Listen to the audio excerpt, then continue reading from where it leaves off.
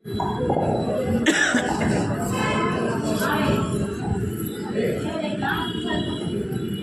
सभी भाई बहन मेरा प्रणाम स्वीकार करिए। रिश्ता नाता तो दुर्गापुर से बहुत पुराना है।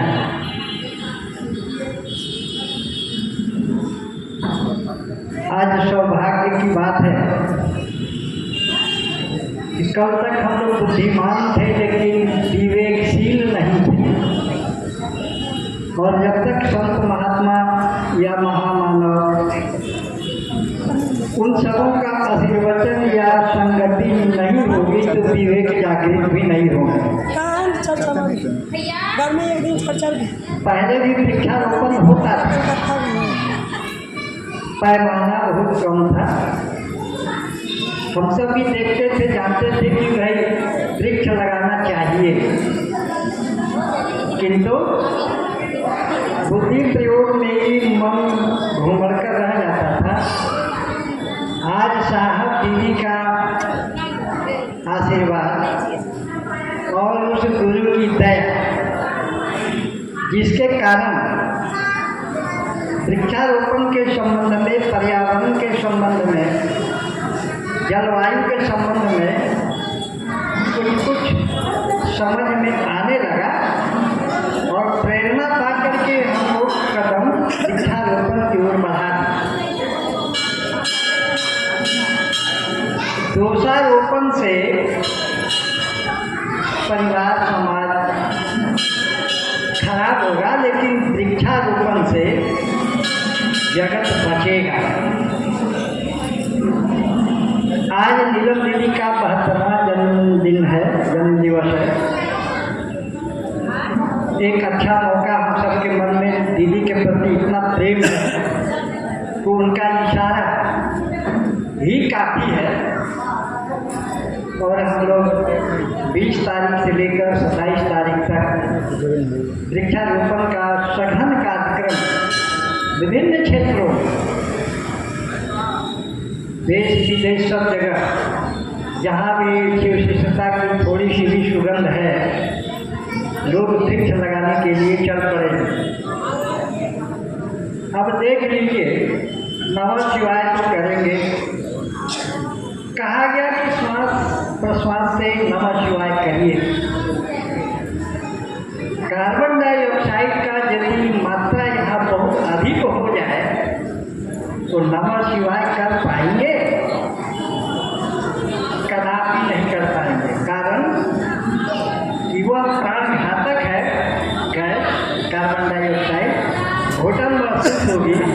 तो विचार करिए कि हम सब ने शिव को अपना गुरु बनाया और वैसी परिस्थिति यदि आ जाए तो नमः शिवाय से हम तो गुरु को कर नहीं पाएंगे।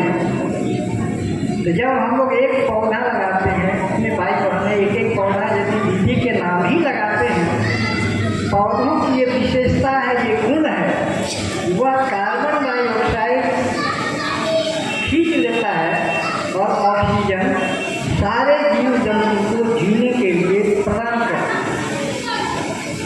वृक्ष कितने कट गए पूरे विश्व में, ग्लोबल वार्मिंग हो गया, हिमशिखर पिघलने लगे हैं, समुद्र का तल ऊंचा होने लगा सिर्फ एक वृक्ष न लगाने के कारण।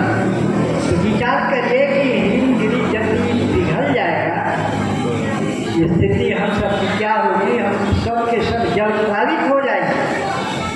तो साहब श्री भविष्य दृष्टा भी थे, दीदी नीलमानंद भी, और उन सब ने विचार करके यह जिम्मेवारी हम लोगों को दी, एक एक वृक्ष लगाइए। और यह जो पूरे विश्व में वातावरण प्रदूषण का जो मात्रा बढ़ गया है, जैसे कि दिल्ली शहर हम लोग देखते हैं कि और भी वो लोग गाड़ी चलाता है, आना जाना करता है, कारण क्या है? प्रदूषण। तो वृक्ष का कटना, एक वृक्ष यदि लगाते हैं तो पता नहीं कितने इस सृष्टि के 84 लाख योनि में से कितने लोग जीवन प्राप्त करते हैं, और जब एक काटते हैं तो पता नहीं कितने लोगों का नुकसान हो जाता है।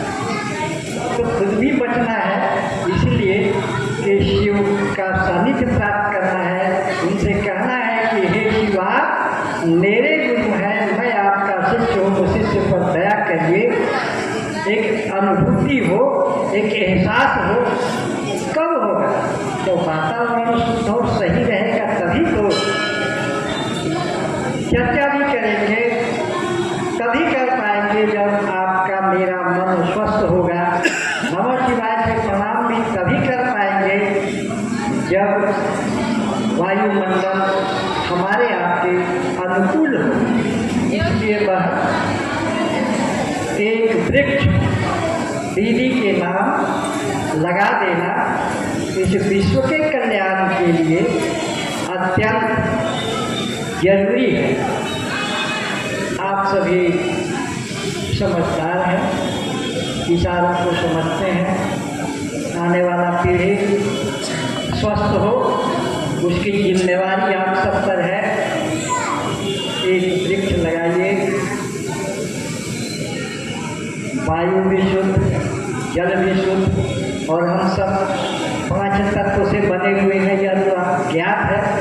और भगवान शब्द जो है किसी और के लिए नहीं है, वो हमारे आपके लिए है। इसको समझने का ज़रूरत है।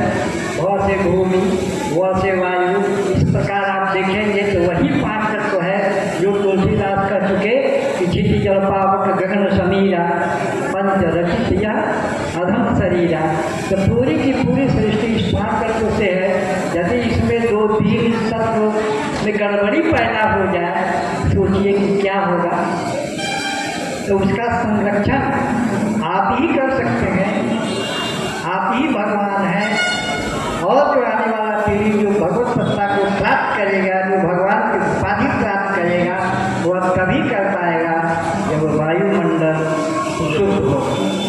तो आइए एक पेड़ लगाए, खुद भी और औरों के भी जीवन को सुखमय और सुरक्षित करें। इन्हीं शब्दों के साथ आप सभी भाई बहन मेरा प्रणाम को स्वीकार करें।